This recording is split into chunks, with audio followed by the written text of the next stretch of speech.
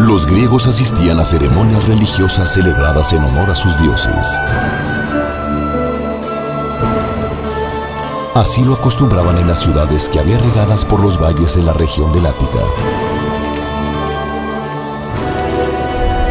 En la antigua Grecia, donde cada una de ellas tenía sus propios dioses, templos, dialecto, mitos y leyendas.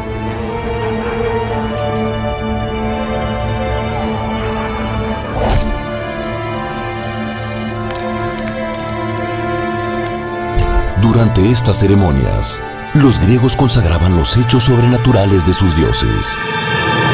Descubrían la vida y obra de sus héroes mitológicos y legendarios.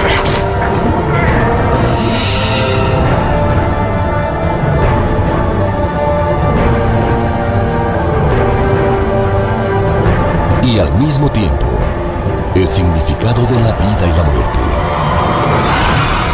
Eran viejas historias con moralejas y enseñanzas espirituales entrelazadas, que aprovechaban para enseñar los principios sobre la lealtad a los dioses, a la familia o al gobierno. Dionisio era el dios del vino y de la vegetación. Les había enseñado a cultivar la uva y transformarla en vino. Era bueno y amable con quienes lo honraban, pero podía ser terrible para quien lo despreciara o se burlara de los rituales.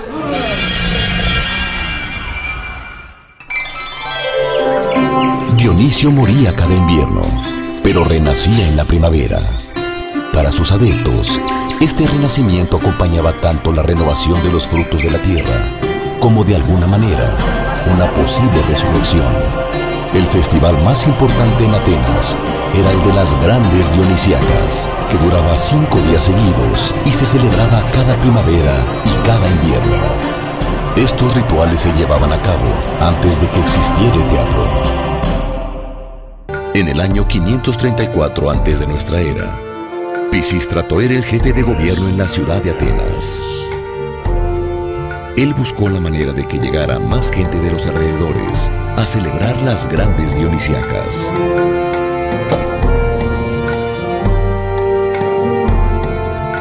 Pisístrato le pidió al poeta Tespis, que era el director del coro del templo de Dionisio, que inventara algo para que las celebraciones fuesen más atractivas.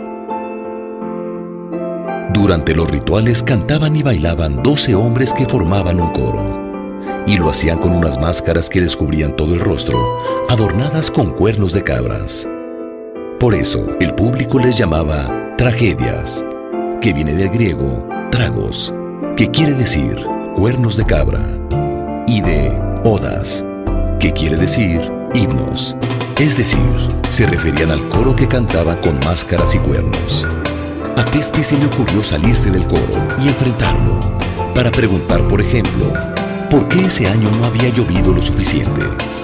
¿Por qué Dionisio renacía? ¿Por qué habían sufrido tanto las mujeres de Tebas cuando la ciudad fue sitiada? Con esta decisión, Tespis inventó lo que ahora conocemos como teatro. Él fue el primer actor de la historia, que en su época fueron llamados hipócritas, que viene del griego hipo, que quiere decir máscara, y krites, responder, es decir, los que respondían detrás de la máscara.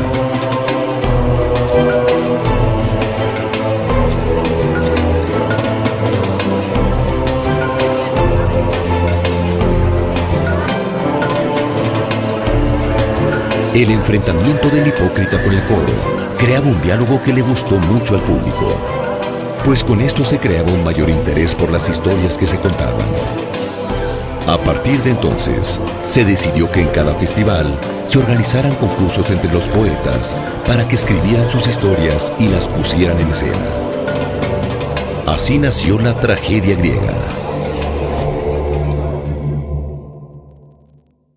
Tespis tuvo mucho éxito.